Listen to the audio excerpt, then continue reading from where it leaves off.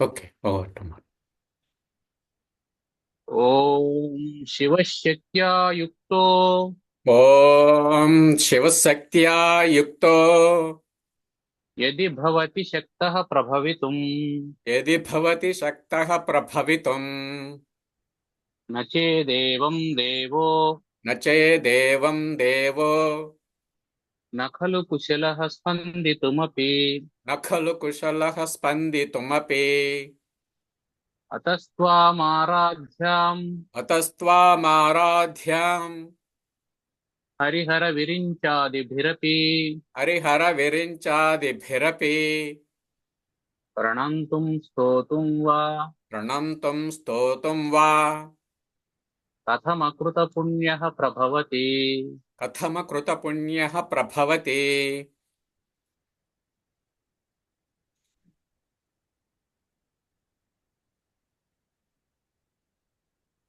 ఓం సర్వవేదాంత సిద్ధాంత గోచరం తమగోచరం ఓం సర్వవేదాంత సిద్ధాంత గోచరం తమగోచరం గోవిందం పరమానందం గోవిందం పరమానందం సద్గురుం ప్రణతోస్మ్యహం.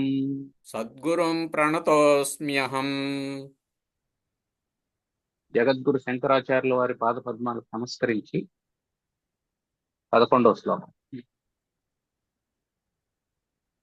చిత్తస్య శుద్ధయే కర్మ చిత్తస్య శుద్ధయే కర్మ నతు వస్తూపలబ్ధయే నతు వస్తూపలబ్ధయే వస్తు సిద్ధిర్విచారేణ వస్తు సిద్ధిర్విచారేణ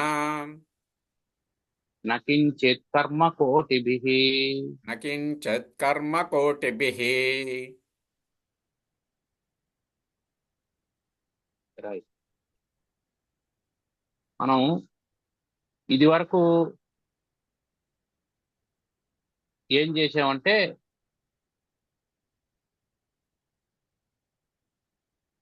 సంసార బంధం నివృత్తి కావాలి అని అంటే యోగాభ్యాసం చేయాలి, దానివల్ల చిత్త నిరోధం కలుగుతుంది. తర్వాత కామ్య కర్మలను వదిలేసి నిష్కామ కర్మలను ఆచరించాలి అని చెప్పి అనుకున్నాం. అయితే ఇక్కడ సందేహం ఏమొస్తుందంటే, వేదమేమో యజ్ఞదాన తపస్సులను నిర్దేశించింది. ఇవన్నీ కర్మలే కదా, మరి వీటిని చేస్తే మోక్షం కలుగుతుందా అనేది సందేహం. ఇంకొకటి ఏమిటంటే, ఈ విహిత కర్మల్ని చేయకపోయినా నిషిద్ధ కర్మలను చేసిన ప్రత్యవాయ దోషం కలుగుతుందని శాస్త్రం చెప్తుంది. కర్మలు చేస్తే బంధం కలుగుతుంది, మోక్షం కోసం కర్మలు చేయాలని వేదం చెప్తోంది. వేదం ఎట్లా చెప్పింది? యజ్ఞ దాన తపస్సులు అని చెప్పన్నది.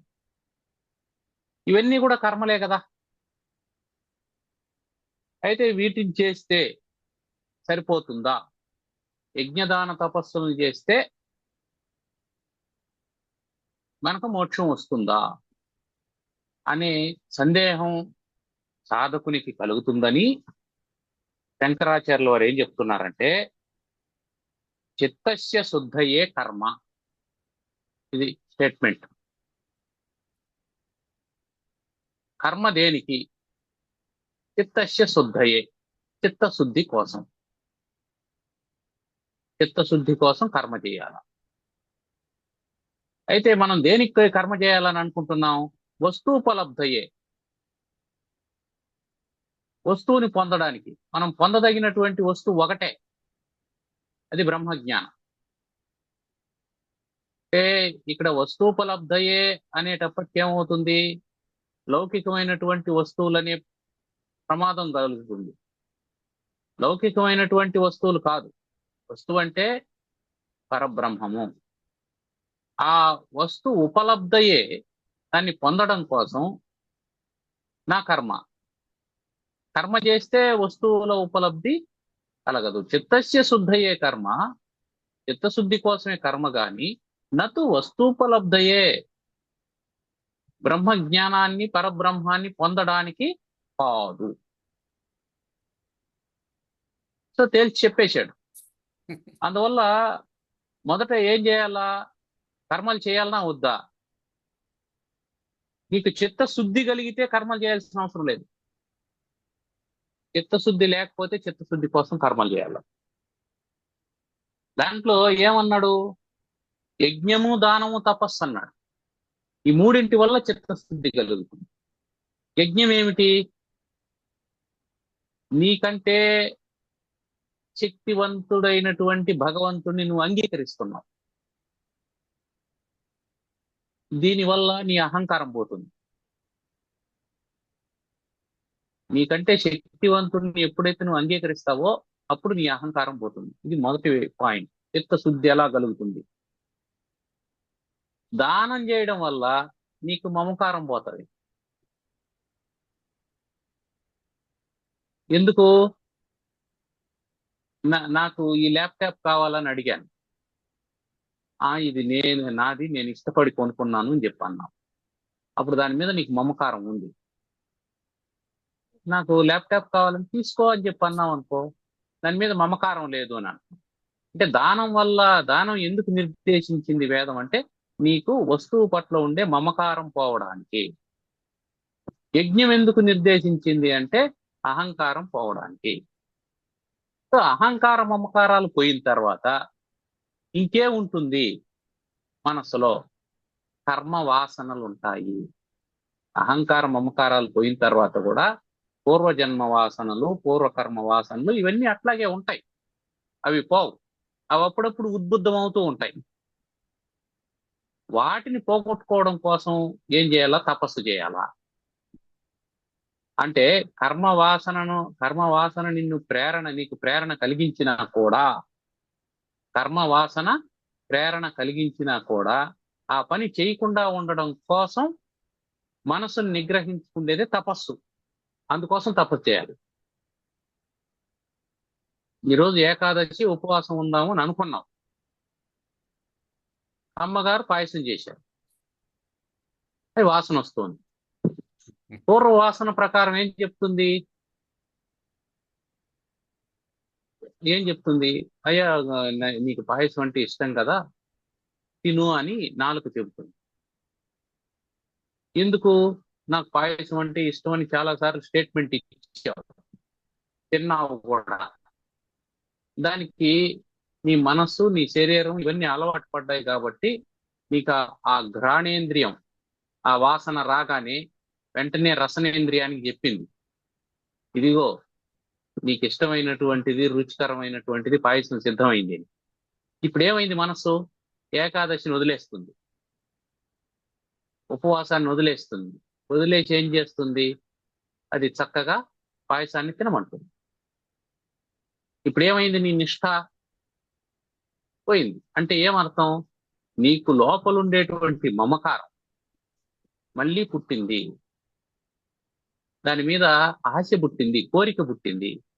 ఇది పోవాలంటే ఏం చేయాలా? అది పోవడం కోసమే తపస్సును నిర్దేశించారు. కాబట్టి యజ్ఞదాన తపస్సులు మూడింటికి 3 ప్రయోజనాలు ఉన్నాయి. 3 ప్రత్యేకమైనటువంటి ప్రయోజనాలు. ఇవన్నీ కర్మలే కదా. అయితే నేను యజ్ఞం చేస్తాను, తపస్సు చేస్తాను అని అంటే బ్రహ్మజ్ఞానం కలుగుతుందా? కలగదు. ఇవన్నీ దేనికోసం? చిత్తస్య శుద్ధయే కర్మ నతు వస్తు ఉపలబ్ధయే. నో డౌట్, నీ మనస్సు, నీ అంతఃకరణం శుభ్రం అవుతుంది ఈ 3 చేయడం వల్ల. నీ మనసు నిర్మలం అవుతుంది, నీ ముఖం ప్రసన్నమవుతుంది, నీ నడవడిక ఆదర్శప్రాయం అవుతుంది. అందులో ఏమి సందేహం లేదు. నీకు ఆవేశం ఉండదు, ఆనందం ఉండదు, ఏమీ ఉండదు. ప్రశాంతమైనటువంటి స్థితికి వస్తావు. అయితే మోక్షం కలుగుతుందా? లేదు. మరి ఏం చేయాలా? వస్తు సిద్ధి విచారేణ. ఎట్లా కలుగుతుందయా చెప్పేస్తున్నాడు. ఇంకా ఇక ఇక అయిపోతుంది ప్రబోధం అంతా కూడా. ఈ మాటతో అయిపోయింది. వస్తు సిద్ధి విచారేణ. విచారణ చేస్తే వస్తు సిద్ధి కలుగుతుంది. విచారణ అంటే ఏమిటి? డిస్కషన్ చేసుకోవాలి. ఏం విచారణ? సదసద్వస్తు విచారణ. అది అక్కడ విచారణ అంటే సదసద్ విచారణ. ఏది సత్యము ఏది అసత్యము అని విచారణ చేసి అసత్యాన్ని వదిలిపెట్టి సత్యాన్ని పట్టుకోవడం, అదే వస్తు సిద్ధి. నీకు కావాల్సిన వస్తువు సత్య వస్తువు, నువ్వు పట్టుకొని ఉండేది అసత్య వస్తువు. అప్పుడు నువ్వు నిజాయితీ ఉంటేనే ఇది సత్యమా అసత్యమా అనేది తెలుస్తుంది. సాధారణంగా మనిషికి ఏమనిపిస్తుంది?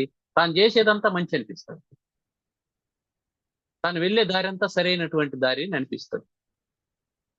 అక్కడ మూడో వ్యక్తిలాగా తనను తాను భావించుకొని తను చేస్తున్నది ఒప్ప తప్ప అని విచారణ చేయాలా, ఆలోచన చేయాలా, అది నిరంతరంగా చేయాలా.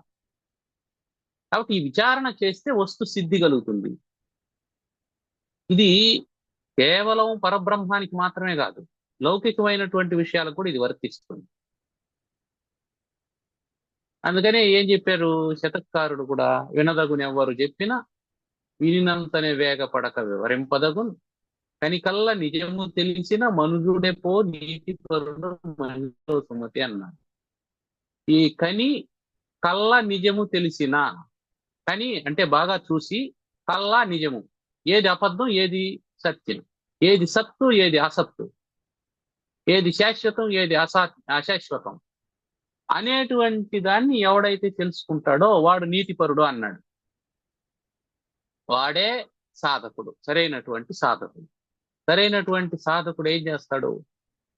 ఇదంతా విచారణ చేస్తూ వస్తాడు. దేన్ని విచారణ చేయాలా? భౌతికమైనటువంటి వస్తువుల్ని అంతా విచారణ చేయాలి. ఏది నీకు కనిపిస్తుందో ఇది శాశ్వతమా, దేనితో నీకు బంధం ఏర్పడిందో అది శాశ్వతమా అనేది చూడాలి. అంతేగాని నా కించిత్ కర్మ కోటిభిః, కోటి కర్మలు చేసిన, నేను కోటి యజ్ఞాలు చేస్తాను, కోటి దానాలు చేస్తాను, కోటి తపస్సులు చేస్తాను, అయినా నకించిత్ వస్తు సిద్ధి, కొంచెం కూడా వస్తు సిద్ధి కలగదు. మరి వస్తు సిద్ధి కలగాలంటే విచారేణ, విచారము చేత మాత్రమే వస్తు సిద్ధి కలుగుతుంది అని చెప్తున్నా. కాబట్టి ఇక్కడికి చెప్పేశారు, అయ్యా నీకు శాస్త్రాల్లో, శృతుల్లో, స్మృతుల్లో, వేదాల్లో, శాస్త్రాల్లో నీకు అనేకమైనటువంటి కర్మలు నిర్దేశించబడి ఉన్నాయి. ఫలానా రోజు ఇది ఇన్ని గంటలకు నిద్రలేవు, బ్రహ్మముహూర్తంలో నిద్రలేవు, స్నానం ఎట్లా చేయాలా, ఈ దిక్కును తిరిగి పడుకోవాలా, ఈ దిక్కున ఉండాలి, ప్రతిదానికి నియమ నిష్టలు ఉన్నాయి, ప్రతిదానికి సిద్ధాంతం ఉంది. మూత్ర విసర్జన కూడా ఎలా చేయాలనే దానికి సిద్ధాంతం ఉంది, శాస్త్రం ఉంది. కాబట్టి ప్రతిదానికి శాస్త్రం అనేది నియమం ఉంది. ఆ శాస్త్రం ప్రకారం చేస్తూ వెళ్ళాలి, కాదని చెప్పలేదు. అయితే ఇవన్నీ ఎందుకు అంటే చిత్తశుద్ధయే.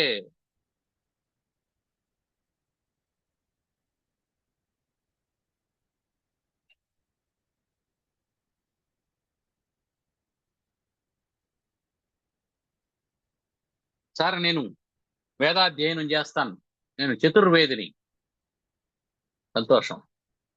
నేను ద్వివేదిని, సంతోషం. నేను ఫలానా వేదంలో చదువుకున్నాను, వేదాంతాలు చదువుకున్నాను, సంతోషం.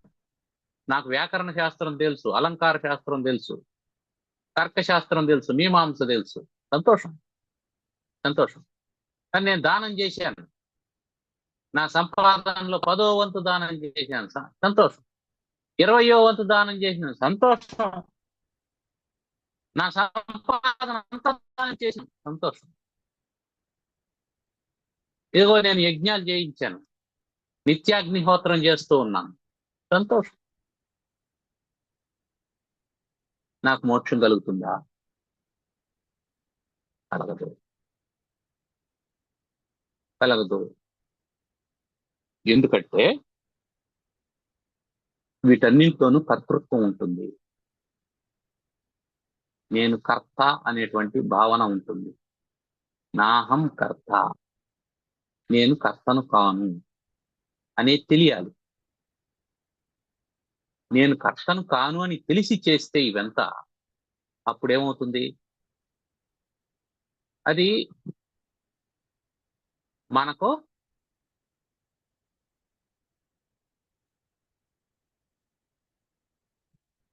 అది బంధానికి కారణంగా. 10వ శ్లోకంలో ఏం చెప్పాడు? సన్యస్య సర్వకర్మాణి భవబంధ విముక్తయే అన్నాడు. భవబంధం నుంచి విముక్తి కావాలంటే సన్యస్య సర్వకర్మాణి, అన్ని కర్మలను సన్యసించు అని. మరి కర్మ చేయకపోతే ఎట్లా? కర్మ చేయడం మంచిదా, కర్మ చేయకుండా ఉండడం మంచిదా అంటే కర్మ చేయడమే మంచిది. కర్మ చేయాలి, కర్మ చేయాలని చెప్తున్నాడు. కర్మ వల్ల మోక్షం రాదంటున్నాడు. ఎలా అంటే కర్మ చేయడం అనేది నీకు చిత్తశుద్ధికి నాయనా. ఆ చిత్తశుద్ధి కలిగినటువంటి వాడికి విచారణ సులభం అయిపోతుంది. అది విషయం. విచారణ చేస్తే వస్తు సిద్ధి కలుగుతుంది. విచారణ ఎవరికి సులభంగా పట్టుబడుతుంది అంటే చిత్తశుద్ధి ఉండేవాడికి విచారణ సులభంగా పట్టుబడుతుంది. కాబట్టి చిత్తశుద్ధి కోసం ఏం చేయాలా? యజ్ఞదాన తపస్సుల్ని చేయాలి. అంటే మనం చేసేటువంటి ప్రతి పని అది యజ్ఞమో దానమో తపస్సు అయి ఉండాలి. ప్రతి పనిని యజ్ఞ స్వరూపంగా భావించి చేయాలి. ప్రతి పనిలోనూ దానం ఉండాలి. ప్రతి పనిని తపస్సుతో చేయాలి. సరే, మేము ప్రతి పనిని తపస్సులాగా చేయాలన్నారు కాబట్టి దొంగతనం కూడా తపస్సులాగా చేస్తాము అని అంటే, అందుకే మళ్ళీ ఏం చెప్పారు? ఈ ప్రశ్న వస్తుందని విహిత కర్మలు నిషిద్ధ కర్మలు అని చెప్పేశారు. ఇవి చేయదగినవి, ఇవి చేయకూడనివి. అందుకని చేయాల్సినటువంటి పనులు మాత్రమే చేయాలి. అవి చేసేటప్పుడు దాన్ని తపస్సులాగా భావించి చేయాలి. అది పవిత్రంగా చేయాలి. అప్పుడు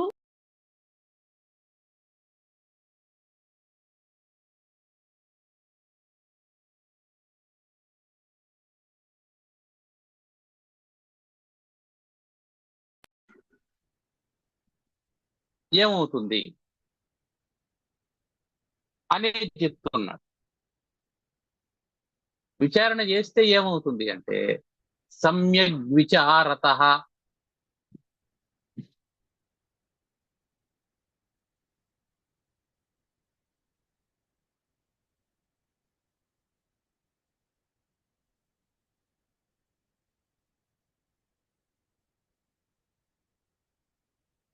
తర్వాత శ్లోకం సంవిచారత సమ్యక్ విచారతః సిద్ధా సిద్ధా రజ్జుతత్వావధారణ రజ్జుతత్వావధారణ భ్రాంత్యోదిత భ్రాంత్యోదిత మహాసర్ప మహాసర్ప భవదుఃఖ వినాశిని. భవదుఃఖ వినాశిని. సమ్యగ్ విచారత సమ్యగ్ విచారతః సిద్ధా సిద్ధా రజ్జుతత్వావధారణ రజ్జుతత్వావధారణ భ్రాంత్యోదిత భ్రాంత్యోదిత మహాసర్ప మహాసర్ప భవ దుఃఖ వినాశిని. భవదోఃఖ వినాశిని.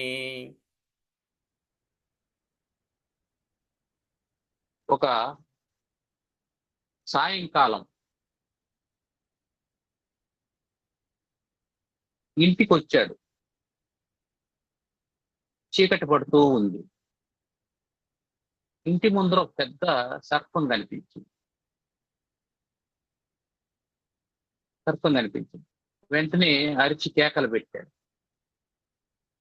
అతనికి కాళ్ళు చేతులు వణకడం మొదలైంది. చెమట్లు పట్టాయి. ఈ లోపు చుట్టూ ఉన్న వాళ్ళంతా వచ్చారు. ఏమైంది అని వచ్చారు. పాము అన్నాడు. ఎక్కడా అన్నాడు. అదిగో అక్కడ అన్నాడు. వాళ్ళు కూడా అవును పాము పడుకోనుంది అని చెప్పాను. అనుకోను. ఈలోపు ఈ మొత్తం గోల జరుగుతూ ఉంటే లోపల నుంచి తలుపు తీసుకొని వాళ్ళ అబ్బాయి వచ్చాడు. వాళ్ళ అబ్బాయి వస్తుంటే వీళ్ళందరూ అరిచారు, ఏ పాము రావద్దు అని. ఎక్కడా అన్నాడు. అదిగోరా అక్కడే పాము అన్నాడు. ఈలోపు వాడేం చేశాడంటే పాము అక్కడెక్కడో ఉందనుకొని వీడు పరిగెత్తే వచ్చి అంతవరకు వాడు స్కిప్పింగ్ ఆడినటువంటి తాడు అక్కడ వదిలేశాడు. దాన్ని పట్టుకొని పైకి ఎత్తాడు. పామును పట్టుకున్నాడు. పాము ఈ పాము కాదే, నేను ఇందాక స్కిప్పింగ్ ఆడినటువంటి తాడు అని చెప్పి చూపించాడు. ఈలోపు అందరూ టార్చ్ లైట్లు వేసి చూశారు. చూస్తే అవును తాడు అనేది ఎట్లా తెలిసింది? అది నారతో పేని ఉంది. అది చుట్టుకొని ఉంది. అంటే దానికి పుర్రులు ఉన్నాయి. 3 పుర్రులు పెనవేసుకొని ఉన్నాయి. ఆ పుర్రులు కూడా నారతో తయారు చేసినటువంటివి. అది చూడగానే అవును ఇది తాడు అని చెప్పి. అంతకుముందు ఏమైంది? అంతకుముందు అదేమిటి? సర్పం. ఇప్పుడేమిటి? తాడు. ఇప్పుడు అది సర్పమా తాడా? ఇప్పుడు మనం అది తాడు అన్నాం అనుకో, మరి నీకు భయం ఎందుకు కలిగింది? కాళ్ళు చేతులు ఎందుకు వణుకుతున్నాయి? చెమట్లు ఎందుకు పట్టాయి? ఎందుకు కేకలు పెట్టావు?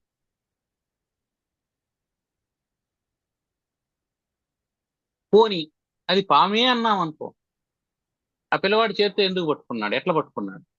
ఇప్పుడు కూడా పామేనా అది? అంటే ఇక్కడ 2 స్థితులు ఉన్నాయి. ఒకటి భ్రాంతి స్థితి నీకు మొదట కలిగింది. రెండోది వాస్తవ స్థితి. భ్రాంతి స్థితిలో నీకేం కలిగింది? దుఃఖం కలిగింది, భయం కలిగింది. వాస్తవ స్థితిలో ఏమైంది? ఆ దుఃఖము భయము అన్ని పోయినాయి. ఇక్కడ శంకరాచార్యులు వారు ఏం చెప్తున్నారంటే, నాయన సమ్యగ్ విచారత, బాగా ఆలోచన చేసి చూస్తే రజ్జు తత్వ అవధారణ సిద్ధ. రజ్జువు యొక్క తత్వం బాగా బోధపడింది. ఎట్లా? అది 3 రకాలైనటువంటి రంగుల బట్ట తీసుకొని దాని పురిదిప్పి వాటిని పేని 3 పురుల దారంగా అల్లారు, 3 పురుల తాడుగా అల్లారు. ఇది సమ్యక్ విచారణ. లేదా అది గోగు నారతో చేశారు, లేదా కలబంద నారతో చేశారు, ఫలానా నారతో దీన్ని తయారు చేశారు. ఇది సమ్యక్ విచారణ. దాని వస్తువు యొక్క స్థితి కూడా అది తాడని తెలిస్తే సరిపోయింది. కానీ తాడని తెలిస్తే కూడా మళ్ళీ భ్రాంతి కలగచ్చు. అందుకని సమ్యక్ విచారణ. ఈ తాడు దేంతో తయారు చేశారు? అయిపోయింది. ఇప్పుడు రజ్జుతత్వ అవధారణ సిద్ధ. రజ్జు యొక్క తత్వం అవధారణ సమగ్రంగా మనసు నిండా సిద్ధించిపోయింది. ఇప్పుడేమైంది? దానివల్ల ఏం జరిగింది? దానివల్ల ఏం జరిగిందంటే భయ దుఃఖ వినాశిని. దానివల్ల కలిగినటువంటి భయము దుఃఖము పోయింది. భయము దుఃఖం ఎందుకు వచ్చింది? మహాసర్ప భయ. అది పెద్ద సర్పం అనుకునేటువంటి భయం, ఇది కాటేస్తుందేమో అనేటువంటి ఆ భయంలో కలిగినటువంటి దుఃఖం. ఇవి ఎందుకు వచ్చినాయి అంటే భ్రాంత్య ఉదిత, భ్రాంతి వల్ల పుట్టింది. సర్పం పుట్టిందా? సర్పం ఉందా? లేదు. సర్పం లేనే లేదు, అది పుట్టనే లేదు. సర్పం ఎక్కడ ఉంది? ఇతని భ్రాంతిలో సర్పం ఉంది. ఇతని భ్రాంతిలో ఉండేటువంటి సర్పము రజ్జువునందు ఆరోపింపబడింది. అంటే సర్పాన్ని గురించి ఇతనికి తెలుసు, తాడుకు సర్పం గురించి తెలియదు, అది జడ పదార్థం. ఇతనికి సర్పం గురించి తెలుసు. ఎట్లా తెలుసు? ఇంతకు ముందు చూశాడు, స్మరణ ఉంది. ఇంతకు ముందు చూశాడు, ఆ ముందు చూశాడు, అది ఇట్లా ఉంటుంది, పొడవుగా ఉంటుంది అని అతను తెలుసుకున్నాడు. ఆ సర్పం గురించి అతనికి ఇంతకు ముందు తెలుసు కాబట్టి ఇప్పుడు ఏమైంది? ఆ స్మరణ కలిగింది. ఆ స్మరణ కలిగి ఆ స్మరణ ఆరోపింపబడింది. ఎక్కడ ఆరోపింపబడింది? రజ్జువు మీద ఆరోపింపబడింది. ఎదురుగా ఉన్నటువంటి తాడులో ఆరోపింపబడింది. ఎందుకు తాడులో ఆరోపింపబడింది? అక్కడ ఒక పెద్ద దొంగ ఉందనుకోండి, ఆ దొంగ మీద సర్పం ఆరోపింపబడుతుందా? ఆరోపింపబడదు. అక్కడ ఒక స్తంభం ఉందనుకోండి, ఆ స్తంభాన్ని చూసి అది సర్పం అని అనుకుంటాడా? అనుకోడు. కారణం ఏంటంటే వస్తు సారూప్య దోషము చేత.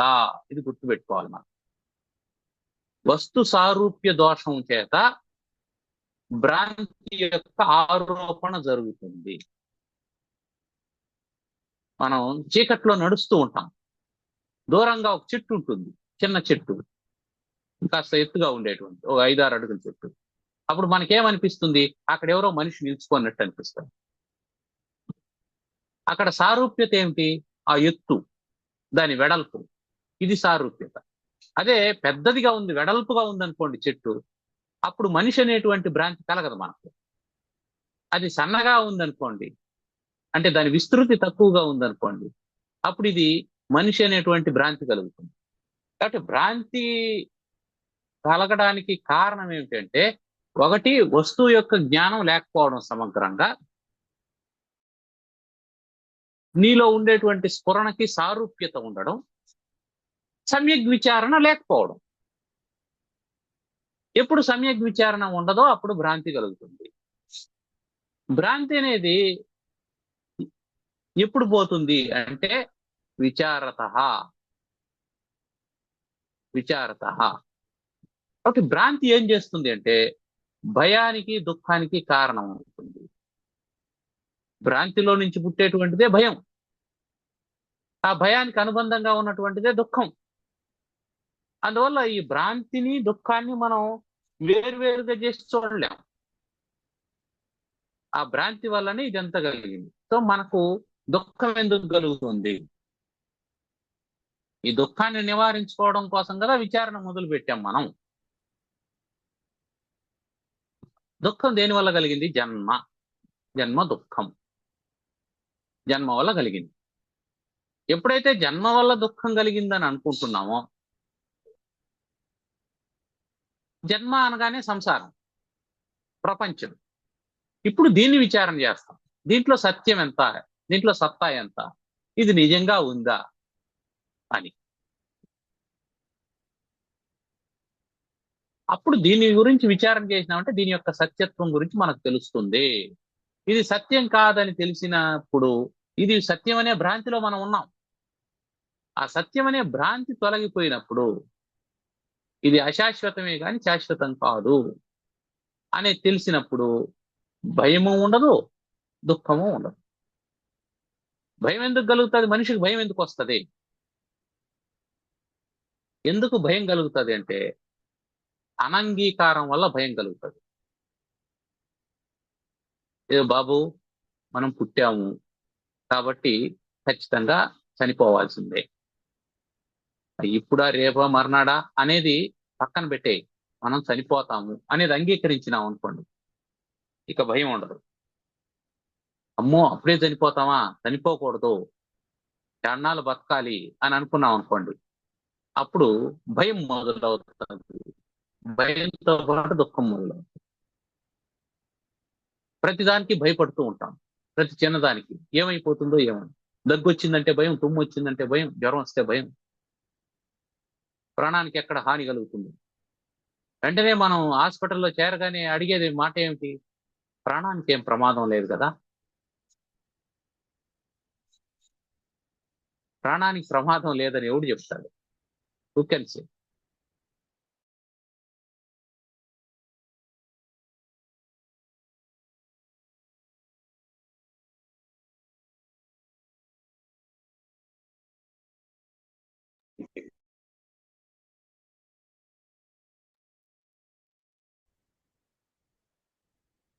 ప్రాణం ఎప్పుడు ప్రమాదంలోనే ఉంటుంది. క్షణం ప్రమాదంలో ఉండేదే ప్రాణం.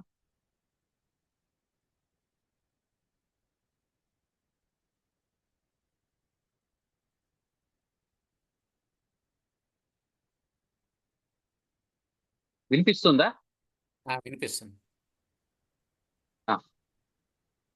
కాబట్టి మనం ఏం అడుగుతాం? ఏమండి డాక్టర్ గారు, ప్రాణానికి ఏం ప్రమాదం లేదు అంటాం. ఆయన ఏం చెప్తాడు? ప్రమాదం ఏం లేదండి, కాకపోతే ఇది చేయాలి అది చేయాలి అని చెప్పాలి.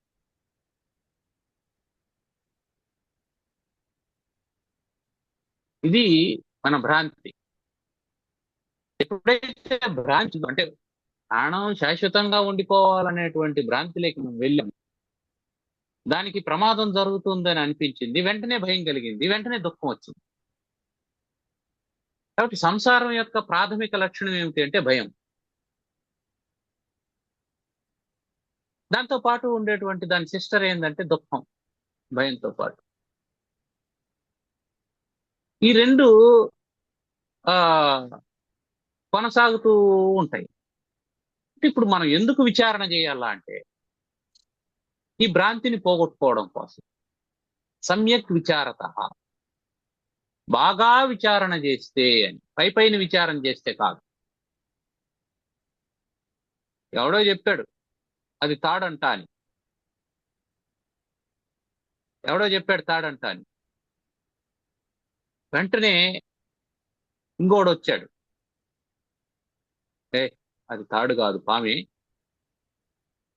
దేన్నో తిన్నట్టుంది అందుకని కదలకుండా ఉంది, కదలలేదన్నంత మాత్రం నువ్వు తాడనేస్తావా అని అన్నాడు. అక్కడ మళ్ళీ మొదలైంది భయం. సో సమ్యక్ విచారణ ఏమంటే, ఒకడు రావాలి, దాన్ని పైకెత్తాలి, చూపించాలి, ఇదిగో చూడు ఇది నారతో పేనింది, దీంట్లో 3 పుర్లు ఉంటాయి, ఇది తాడే.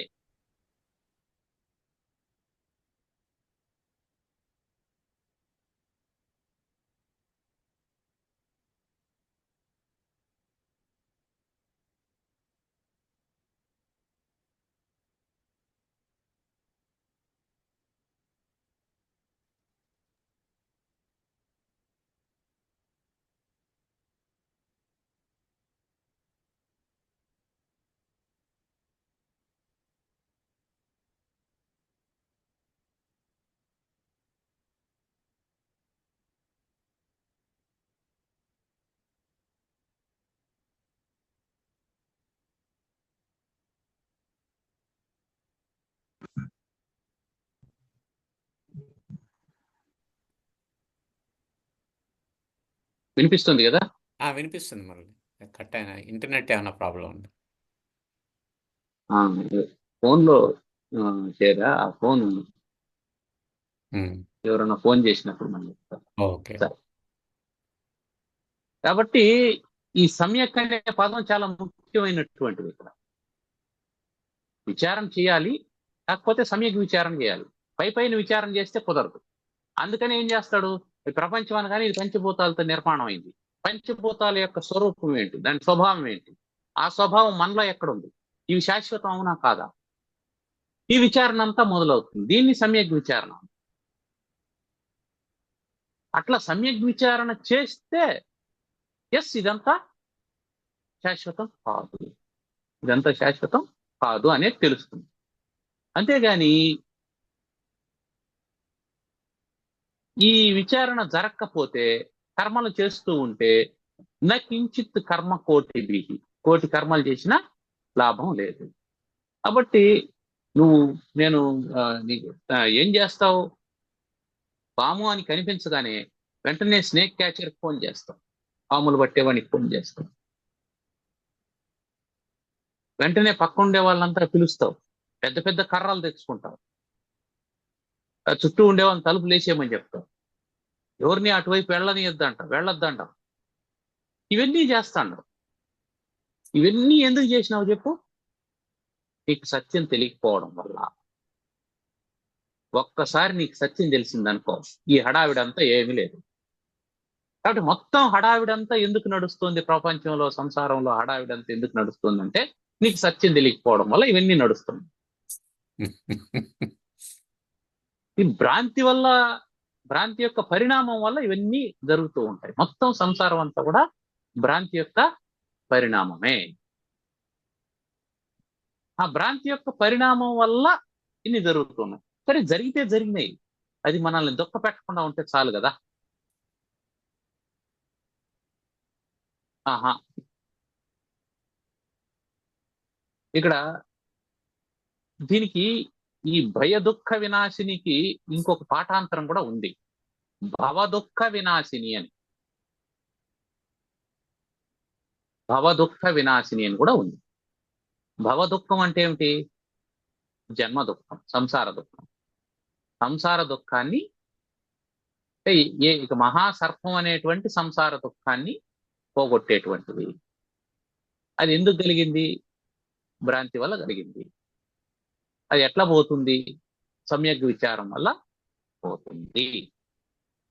కాబట్టి తాడును చూసి సర్పం అని భయపడినటువంటి వాడికి భయము, కంపము ఇవన్నీ కలుగుతాయి.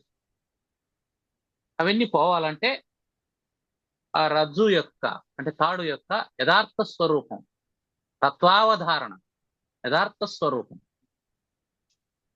దాని ఒరిజినల్ ఏమిటనే తెలుసుకోవాలి. పై మెరుగులు తెలుసుకుంటే లాభం లేదు. పైన ప్యాకెట్ బాగుంటుంది, లోపల వస్తువు ఏముందో తెలియదు.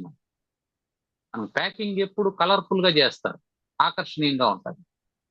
లోపల ఉండే వస్తువు ఏమిటి, దానికి వాడిన ఇంగ్రీడియంట్స్ ఏంటి, అది హెల్త్ కు మంచిదా కాదా అనేది విచారణ చేస్తే తెలుస్తుంది. ఆ విచారణ ఎట్లా తెలుస్తుంది? దాని మీద వేసి ఉంటాడు వాడు, ఇదిగో ఇది ఇంత పాలల్లో ఉంది, ఇది ఇంత పాలలో ఉంది, ఇది ఇంత పర్సంటేజ్ ఉంది, ఇది ఇంత పర్సంటేజ్.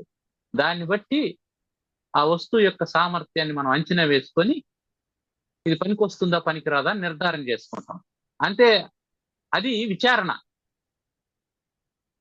కానీ మనం ఏం చేస్తాం? ఆ ధ్యేయం ఇది ఆకర్షణీయంగా ఉంది అని తీసుకునేస్తాం. కాబట్టి ప్రపంచం ఆకర్షణీయంగా ఉంటుంది, అది భ్రాంతి వల్ల కలిగినటువంటిది. ఆ ఆకర్షణలో పడ్డటువంటి వాడు మెల్లమెల్లగా ఏమవుతాడు? దుఃఖానికి లోనవుతాడు. అందువల్ల నీకు ఆ సమ్యక్ విచారణ ఎట్లా జరుగుతుంది? గురువు ఉపదేశం వల్ల జరుగుతుంది.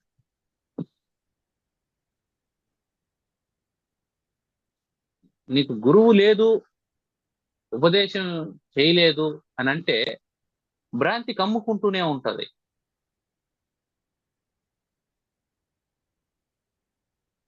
దీపానికి నిరంతరం నూనె పోస్తూ ఉండాలి. దీపం ఒకసారి పెట్టేసాము, వెలుతురు వచ్చింది, ఇంకేముంది వెలుతురు వచ్చేసింది అని అనుకుంటాం. ఎంతసేపు ఉంటుంది దీపం? నూనె ఉండేంత వరకే దీపం వెలుగుతుంది. నూనె అయిపోయిన తర్వాత దీపం ఆరిపోతుంది. మళ్ళీ నూనె పోసేవాడు కావాలి, అతనే గురువు. నీలో వైరాగ్యం అనేటువంటి నూనె పోస్తూ ఉంటే జ్ఞాన దీపం వెలుగుతూ ఉంటుంది. ఆ వైరాగ్యం అనే నూనె పోసేటువంటి గురువు కావాలి. ఆ వైరాగ్యం ఎప్పుడైతే మెల్లమెల్లగా తగ్గిపోతుందో జ్ఞానం ఏమవుతుంది? నిష్ప్రయోజనం అయిపోయి మళ్ళీ చీకట్లు కమ్ముకుంటాం. అందువల్ల ఒకసారి జ్ఞానవంతుడైనటువంటి వాడు కూడా మరొక పర్యాయం ఏదో ఓ పొరపాటు చేస్తూ, తప్పు చేస్తూ, భ్రమలో ఉంటూ కనిపిస్తాడు. దానికి కారణం ఏమిటంటే సరైనటువంటి గురువు లేకపోవడం, ఆ గురువుతో కలిసి ఇతను సరిగ్గా విచారణ చేయకపోవడం. సిద్ధి కలిగేంత వరకు, వస్తు సిద్ధి ఎంతవరకు కలుగుతుందో అంతవరకు గురుముఖత విచారణ జరుగుతూనే ఉండాలి. ఆ సిద్ధి జరిగిన తర్వాత కూడా దాన్ని మననం చేస్తూనే ఉండాలి. ఎప్పటి వరకు మననం చేస్తూ ఉండాలంటే, ఎప్పటి వరకు శరీరం ఉంటుందో, శరీరంలో ప్రాణం ఉంటుందో అప్పటి వరకు మననం జరుగుతూనే ఉండాలి. కారణం ఏంటంటే మననం జరగకపోతే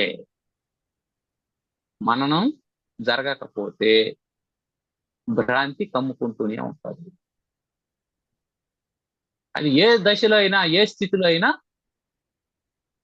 అది క్రమ్ముకుంటుంది. కాబట్టి నిరంతరం విచారణ జరుగుతూ ఉండాలి. ఆ విచారణ గురుముఖత జరగాలి. అప్పుడు ఈ జనన మరణ రూపమైనటువంటి సంసారం యొక్క యథాస్థితి తెలుస్తుంది. యథాస్థితి తెలిస్తే ఇది పోతుందా? పోదు. ఇదంతా సత్యం కాదు, ఈ ప్రపంచం అంతా మిథ్య, సత్యం కాదు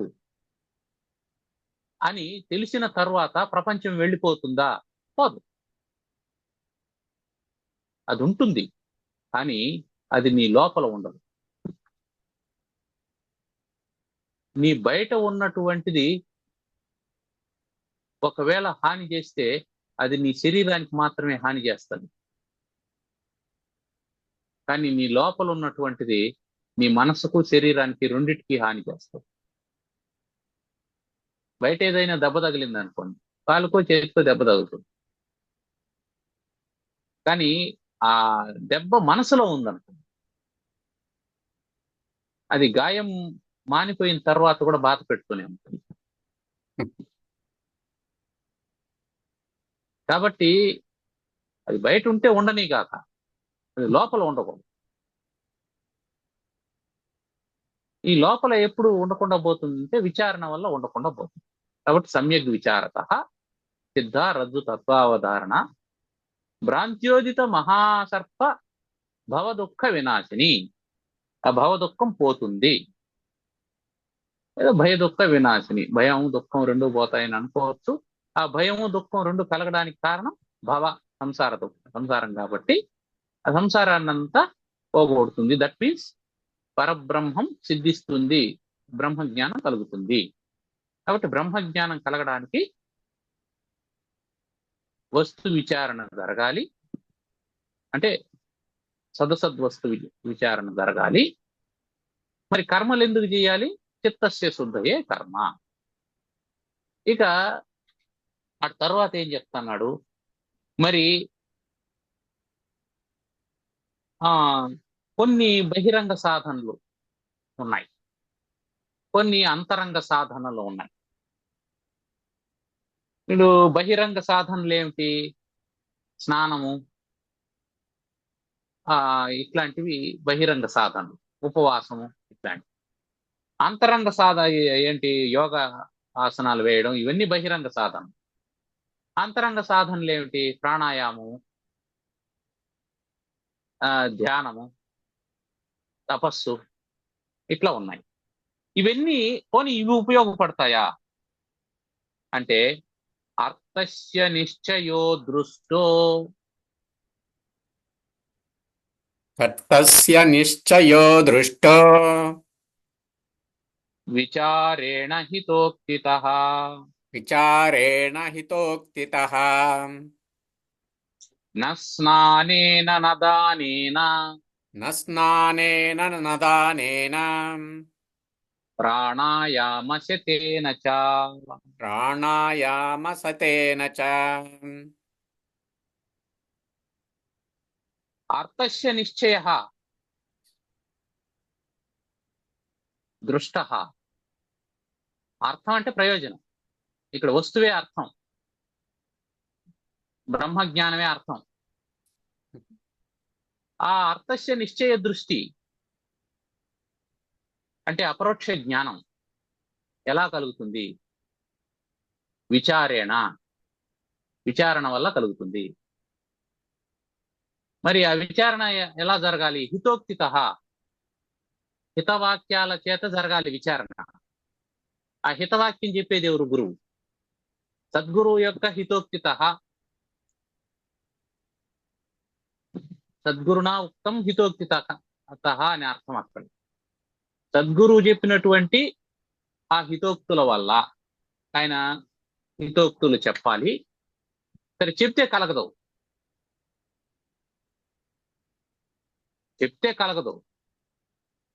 చెప్పిన తర్వాత దాన్ని విచారణ చేయాలి. అంటే ఏమర్థం? భోజనం ఎవరైనా నీకు పెట్టారంటే ఆకలి తీరదు, నువ్వు తింటే తీరదు.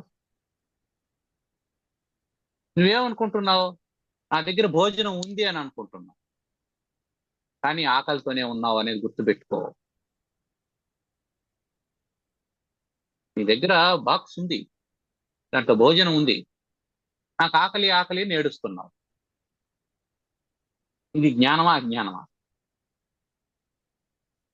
అందువల్ల ఆచరణ లేనటువంటిది, విచారణ లేనటువంటి జ్ఞానం నీకు ఉపయుక్తం కాదు. అందుకని అర్థస్య నిశ్చయ దృష్టో నీకు విషయం సమగ్రంగా అర్థం కావాలి అంటే నీకు అనుభవం లేక రావాలంటే హితోక్తిత విచారేణ, గురువు గారు చెప్పినటువంటి హితోక్తులు, మంచి మాటలు. ఏమా మాటలు? మహావాక్యాలు. ప్రజ్ఞానం బ్రహ్మ, అహం బ్రహ్మాస్మి, తత్వమసి, అయమాత్మ బ్రహ్మ అనేటువంటి 4 చతుర్వేద మహావాక్యాలను విచారణ చేసి అర్థస్య నిశ్చయ, అప్పుడు అర్థాన్ని అంటే దాన్ని ఖచ్చితంగా తెలుసుకోవాలి, అపరోక్ష జ్ఞానం కలుగుతుంది. అంతేగాని నా స్నానేనా, నేను గంగా నదిలో స్నానం చేస్తాను, యమునా నదిలో స్నానం చేస్తాను, పుష్కర స్నానం చేస్తాను, సముద్ర స్నానం చేస్తాను, ఆహా, నా స్నానేనా. నా దానేనా, భూదానం, గోదానం, హిరణ్యదానం, వస్త్రదానం, ఆహా, నా దానేనా. పోనీ ప్రాణాయామ శతేనచ్చ, నేను 100 ఆసనాలు వేయగలను, ప్రాణాయామం చేస్తాను, భ్రామరి చేస్తాను, అనులోమ విలోమం చేస్తాను, కుంభకం చేస్తాను, ఆహా. అవన్నీ దేనికోసం అని చెప్పాడు? ముందే చెప్పేశాడు, చిత్తస్య శుద్ధయే కర్మ. కాబట్టి బాబు, నీకు ఆ విచారణకి ఇందులో ఏం యాడ్ చేశాడంటే హితోక్తిత అనే మాట యాడ్ చేశాడు. విచారణ చేయాలా? అయితే ఆ విచారణ ఎట్లా చేస్తావు? దానికి ఒక ప్రాసెస్ ఉంది, పద్ధతి ఉంది. నీ అంతకు నేను విచారణ చేస్తాను, ఇదంతా భ్రాంతి అని అనుకుంటే అప్పుడు ఏమవుతాడు తెలుసా? వీడు ఒకరిని పొడుస్తాడు. నేను పొడవడము భ్రాంతి, నువ్వు చావడము భ్రాంతి అంటావు. అప్పుడు ఏం చేస్తారు? నిన్ను తీసుకెళ్లడము భ్రాంతి, కారాగారంలో పెట్టడం భ్రాంతి, నిన్ను ఉరిదీయడం కూడా భ్రాంతి అని. అప్పుడు కూడా నువ్వు భ్రాంతి అని అనుకోగలిగితే వెరీ గుడ్. నన్ను తీసుకెళ్ళింది భ్రాంతి, నన్ను కారాగారంలో పెట్టింది భ్రాంతి, నన్ను ఉరిదీస్తున్నది కూడా భ్రాంతి అని అనుకోగలవా? అప్పుడు అనుకో, అప్పుడు దుఃఖం వస్తుంది. దేనివల్ల ఇదంతా జరిగిందంటే నువ్వు అది చేయకూడని పని. నువ్వు అంతా భ్రాంతి అని చెప్పి అనుకున్నావు. అక్కడ ఏది భ్రాంతి ఏది భ్రాంతి కాదో అని మళ్ళీ ఆ సత్యాన్ని 3 రకాలుగా విభజన చేశారు. వ్యావహారిక సత్యం, ప్రాతిభాషిక సత్యం, పారమార్థిక సత్యం. ఈ విచారణ అంతా ఎట్ట జరగాలి? గురుముఖత జరగాలి. ఆ గురుముఖత విచారణ జరగకపోతే ఏమవుతుంది? ఖచ్చితంగా ఆ భ్రాంతి హాని కలిగించే అవకాశం ఉంటుంది. అందువల్ల మీకు కలిగినటువంటి జ్ఞానం ప్రయోజనవంతంగా ఉండాలంటే ఆ జ్ఞానానికి గురువు యొక్క సాన్నిధ్యాన్ని తోడు చేసుకోవాలి. చాలా మంది అంటుంటారు, నాకు గురువులు లేరు, నేనే గురువుని, నాకు భగవంతుడే గురువు, నాకు దక్షిణామూర్తి గురువు. మంచిదే. ఇవన్నీ ఎప్పటి వరకు అంటే లౌకికమైన వ్యవహారాలు నడిపేదానికి ఉపయోగపడతాయి, కానీ అపరోక్ష జ్ఞానం కలగదు. అపరోక్ష జ్ఞానం కావాలి, బ్రహ్మజ్ఞానం కావాలి అని అనుకున్నప్పుడు నాకెవరు గురువు లేదు అన్నామంటే అక్కడ అహంకారం ఉంది అని అర్థం. మనం మొదటే అనుకున్నాం, యజ్ఞదాన తపస్సులు ఎందుకు చేయాలి అనుకున్నప్పుడు యజ్ఞం చేసేది అహంకారాన్ని తగ్గించుకోవడం కోసం. నాకంటే గొప్పవాడు మా గురువు ఉన్నాడు అని చెప్పి అనుకున్నప్పుడు నేను గురువుని అనేటువంటి భావన కానీ, నీకు అహంకారం కానీ, నాకు చాలా తెలుసు అనేటువంటి భావన కానీ ఒక్కోసారి తెలిసి కూడా ఉండొచ్చు, గురువు కంటే కొంచెం ఎక్కువ తెలిసి ఉండొచ్చు. అది తెలియడం వల్ల ఏం ప్రయోజనం? నువ్వు ఆచరించకపోతే. ఇప్పుడు ఆ ఒక అతని భార్య వంటల పుస్తకం రాసింది. ఒక భార్య వంటల పుస్తకం రాసింది. దాంట్లో 500 రకాల వంటల గురించి రాసింది. ఆ భర్తను అన్నారు అందరూ, నువ్వు చాలా అదృష్టవంతుడువయ్యా, మీ భార్యకు చాలా రకాల వంటలు తెలుసు, 500 రకాల వంటలు. కానీ ఏ రోజైనా ఆమె వండి పెడితే కదా, ఆమెకు తెలుసు, ఏం ప్రయోజనం? వండి పెడితే 500 అక్కర్లే, 4 రకాలు వండి పెట్టినా వీడు ఆనందంగానే ఉంటుంది. నువ్వు వండి పెట్టకుండా పుస్తకాలు రాసి పెడితే ఏం ప్రయోజనం? ఇదిగో ఈ పులుసు ఇలా చేయాలి, ఈ ఆవకాయ ఇలా పెట్టాలి అని చెప్పి రాసి పెడితే ఏం ప్రయోజనం? ఎవరికి ఉపయోగం? అందువల్ల అర్థస్య నిశ్చయ దృష్టో విచారేణ హితోక్త. హితోక్త అనేది కీలకమైనటువంటి పదం. ఆ హితోక్తులు ఎవరు చెప్పాలా? గురువు. గురువుపదేశం వాళ్ళు చెప్పాలి. న స్నానేన నదానేన ప్రాణాయామ శతేన. ఇది మళ్ళీ చిత్తస్య శుద్ధయే కర్మకు అనుసంధానం చేసుకోవాలి. ఇది ఇవన్నీ చేయించినా చేయకూడదా? చేయొచ్చు, కానీ వీటిని బ్రహ్మజ్ఞానం కోసం చేయొద్దు. వీటి వల్ల బ్రహ్మజ్ఞానం వస్తుందనే భ్రమతో చేయొద్దు. వీటి వల్ల ఏం కలుగుతుంది? చిత్తస్య శుద్ధయే. గంగా నదిలో మునిగావు, శరీరం శుద్ధి. నేను చేసిన పాపాలన్నీ పోయినాయని అనుకోవద్దు. గంగలో మునిగి లేవగానే నేను ఇంతవరకు చేసిన పాపాలన్నీ పోయినాయి, రేపటి నుంచి ఫ్రెష్ గా మళ్ళీ మొదలుపెట్టి పాపాలు చేసే అధికారం నాకు వచ్చింది కాబట్టి చేస్తాను అని అనుకోవద్దు. అవేమి జరగవు. నా దానేనా, నేను దానం చేసేసాను కాబట్టి ఇది వరకు చేసిన పాపాలన్నీ బ్యాలెన్స్ అయిపోయినాయి. లేదు, అదే ఇది ఇదే. పాపం పాపమే, పుణ్యం పుణ్యం. దానం వల్ల పుణ్యం వస్తుంది. కాకపోతే దానం చేస్తూ ఉండడం వల్ల ఏమవుతుందంటే, పుణ్యం ఎక్కువగా ఉండడం వల్ల ఎక్కువ సంతోషం తక్కువ దుఃఖం ఉన్నప్పుడు దుఃఖాన్ని అధిగమించే అవకాశం ఉంటుంది.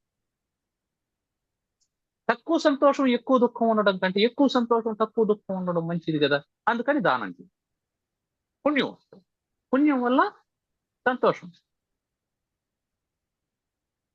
ప్రాణాయామ శతేనచ. ప్రాణాయామం చేయి, ఆరోగ్యానికి మంచిది, శరీరం బాగుంటుంది. శరీరంలో ఉండేటువంటి కఫవాత పిత్తాలు అనే త్రిదోషాలు అవి సమతా స్థితిలో ఉంటాయి. అప్పుడు నీ మనసు స్థిరంగా ఉంటుంది, శరీరం ఇబ్బంది లేకుండా ఉంటుంది, ఇంద్రియాలు పటుత్వంతో ఉంటాయి, నువ్వు సాధన చేయడానికి అనుకూలంగా ఉంటుంది. కాబట్టి ప్రాణాయామం చేస్తాను, యోగాభ్యాసం చేస్తానంటే చెయ్యి, మంచిదే. దేనికి మంచిది? శరీర ఆరోగ్యానికి మంచిది. దానం, స్నానం ఇవన్నీ మీ మానసిక ఉల్లాసానికి మంచిది. నీలో అహంకార మమకారాల్ని పోగొట్టడానికి ఉపయోగపడతాయి. నేను కొండను శుభ్రం చేసినంత మాత్రాన అందులో నీళ్లు ఉన్నట్టు కాదు. కొండను శుభ్రం చేసినంత మాత్రాన అందులో నీళ్లు ఉన్నట్టు కాదు. నీళ్లు పోస్తేనే నీళ్లు ఉంటాయి. అందువల్ల ఏం చేయాలా? అత్తస్య నిశ్చయో దృష్టో విచారేణ హితోచిత. గురువు సన్నిధానానికి వెళ్ళి గురువు అనేకమైనటువంటి ఉపమానాలతో ఈ జగత్తు ఎందుకు సత్యం కాదు, ఇది ఎందుకు మిథ్య అనేది చెప్తాడు. గురువు గారు ఉపదేశం చేసేసిన తర్వాత నీకు ఇది మిథ్య అనేటువంటి ఆలోచన కలిగిన తర్వాత కూడా జగత్తు ఉంటుంది. అది మాత్రం గుర్తుపెట్టుకోండి. అది పోదు ఎక్కడికి. అది ఈశ్వర సృష్టి, అది ఉంటుంది. దానికంటే ముందు మనమే పోతాం. కాకపోతే జ్ఞానం కలుగుతుంది. ఆ జ్ఞానం సిద్ధి కలుగుతుంది. జ్ఞానం కలగడం వేరు, జ్ఞాన సిద్ధి కలగడం వేరు. జ్ఞానం కలగడం అంటే విషయం తెలియడం. జ్ఞాన సిద్ధి కలగడం అంటే ఆ విషయం అనుభవంలోకి రావడం.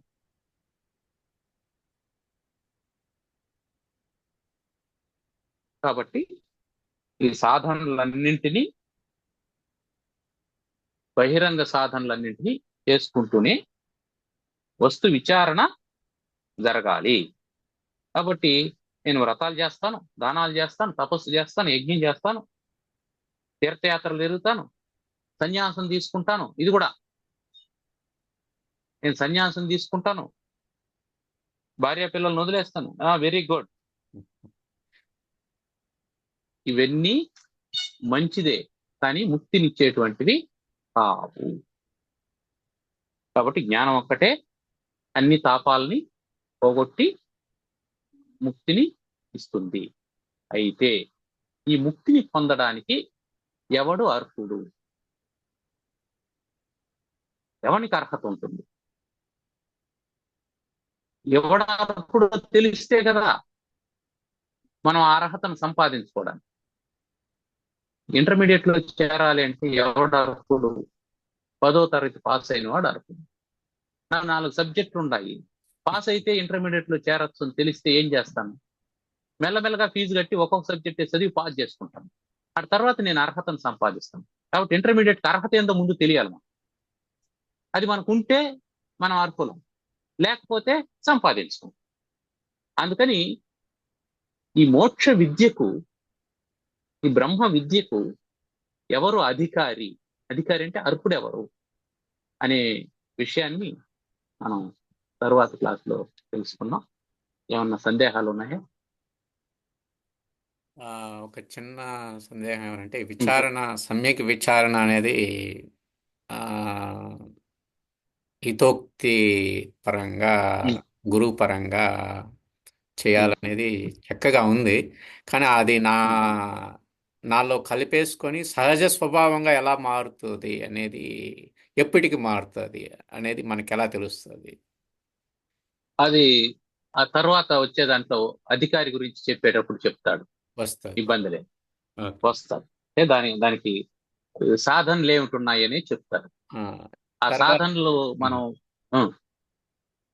తర్వాత ఏమనంటే చిత్తశుద్ధి అనేది మనకి జరుగుతుంది కర్మ ద్వారా. మన చిత్తశుద్ధి ఆ, ఎలా, ఎక్కడుంది, ఆ, ఎంతవరకు వచ్చింది, ఆ, మనము మన యొక్క స్థితి, ఆ యొక్క చిత్తశుద్ధి కోసం మన యొక్క స్థితి, మనస్థితి తెలుసుకోవాలంటే గురువే చెప్పాలనా, లేదంటే మనకి తెలుస్తుందా? మనకు కూడా తెలుస్తుంది. ఎందుకంటే నిన్నటికి ఈ రోజుకు మనం ఎలా ఆలోచన చేస్తున్నాం, నిన్న ఒక సంఘటన జరిగింది, ఎలా రియాక్ట్ అయ్యాం, అదే సంఘటన ఈ రోజు జరిగింది, ఎలా రియాక్ట్ అవుతుంది అనే దాన్ని బట్టి మనకు తెలుస్తుంది.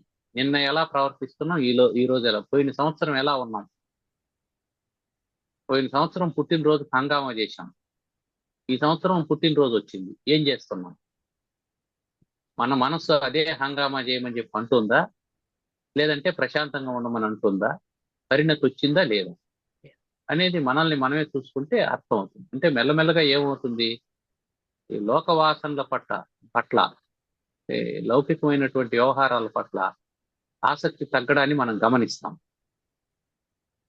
అట్లని శక్తి లేకుండా కాదు, శక్తి ఉంటుంది, మనం దాన్ని తగ్గడాన్ని గమనిస్తాం. అదే మనలో వస్తూ ఉన్నటువంటి చిత్తశుద్ధికి తార్కాణం. కాబట్టి తెలుస్తుంది, అది మనల్ని మనమే గుర్తిస్తాం. తర్వాత లాస్ట్ వీక్ది ఉమ్, బాల్యము, యవ్వనము, మిడిల్ ఏజ్, వృద్ధాప్యము అనేది శరీరానికి ఉంటుంది. కానీ ఉమ్, మనసు అనేది ఒక్కోసారి బాల్యంలో ఉంటుంది, వెంటనే ఆ, వృద్ధాప్యంలో ఉంటుంది, కొంచెంసేపు ఉల్లాసంగా ఉంటుంది, కొంచెంసేపు వెంటనే సమయం సంబంధం లేకుండా ఉంటుంది. కానీ ఈ శరీరం మాత్రం ఒక పద్ధతి ప్రకారంగా వెళ్తూ ఉంటుంది అనమాట. సో ఈ ఉమ్. రెండిటి యొక్క ఆ, తేడా ఉంది కదా. అవును. ఆ, కారణం ఏంటంటే అది శరీరం ఈశ్వర సృష్టి, దానికి నీతి ఉంటుంది. మనస్సు జీవ సృష్టి, దానికి నీతి ఉండదు. అది ఎంతసేపు ఏది సంతోషాన్ని ఇస్తుందో దాని వైపు వెళ్ళిపోతా ఉంటుంది. నీకు బాల్య స్మృతులు సంతోషం ఇచ్చాయనుకో, వాటి దగ్గరికి వెళ్తుంది. బాల్యంలో కూడా నువ్వు తన్నులు తిన్న సందర్భం ఉందనుకో, నీకు దుఃఖాన్ని కలిగించిన సందర్భం ఉంది, దాని దగ్గరికి పోదు. మళ్ళీ నువ్వెవరినైనా కొట్టిన సందర్భం ఉంటే దాని దగ్గరికి పోతావు. నీకు 20 సంవత్సరాల తర్వాత 50 కోట్ల ఇన్సూరెన్స్ వస్తుందని చెప్పి అనుకున్నాం అనుకో, దాని గురించి ఆలోచన చేస్తాను. కాబట్టి మనసు యొక్క స్థితి ఏమిటి అంటే, నీకు ఏది సంతోషాన్ని ఇస్తుందో దాని గురించే ఆలోచన చేస్తూ ఉంటాం. నీ దుఃఖాన్ని గురించి అది పట్టించుకోదు, కానీ దుఃఖాన్ని అది అనివార్యంగా మోయాల్సి వస్తుంది. పైగా ఈ శరీరంతో మనసుకి ఎప్పుడు తాదాత్మ్య సంబంధం ఉంటుంది. ఆ అది కల్పితమే అయినప్పటికీ ఆ తాదాత్మ్య సంబంధం వల్ల శరీరానికి కలిగేటువంటి ప్రతిదీ నాకుంది అనేసి అనుకుంటూ ఉంటాం. శరీరం పరిణామానికి లోనవుతుంది. మనసుకి ఏం పరిణామం? ఏమీ లేదు. మనసుకు పరిణామం లేదు, అది ఎప్పుడూ ఒకటిగానే ఉంటుంది. దానికి పరిణతి ఉంటది, ఆలోచన విధానంలో మార్పు ఉంటది, అది బుద్ధి వల్ల కలుగుతూ ఉంటది. దానికి ఏం పరిణామం లేదు. కారణం ఏంటంటే అది రూపం ఉన్నటువంటి వస్తువు కాదు. కాబట్టి రూపం ఉన్నటువంటి వస్తువు కాదు, కానీ రూపం ఉన్నటువంటి వస్తువు శరీరం, దానికి పరిణామం ఉంటుంది. ఈ పరిణామాన్ని మనసు అంగీకరించింది అనుకోండి, మ్యూట్లోకి వెళ్ళిపోయింది.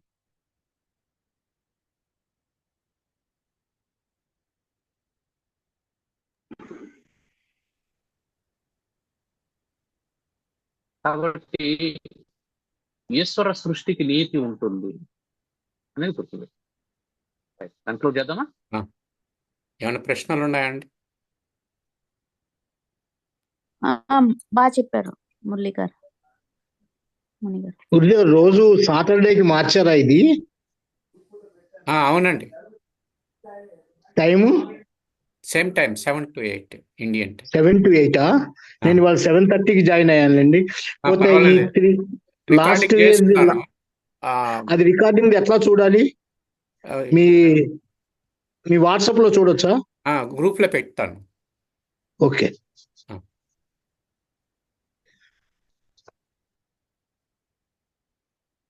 ఓం సర్వమంగళ మాంగళ్యే సార్థ సాధికే శరణ్యే త్ర్యంబకే దేవి నారాయణి నమోస్తుతే. ఓం స్వస్తి ప్రజాభ్యః పరిపాలయంతాం న్యాయ్యేన మార్గేణ మహీర్మహీషాః. గోబ్రాహ్మణేభ్యः శుభమస్తు నిత్యం. లోకాః సమస్తాః సుఖినో భవంతు. ఓం శాంతి శాంతి శాంతి.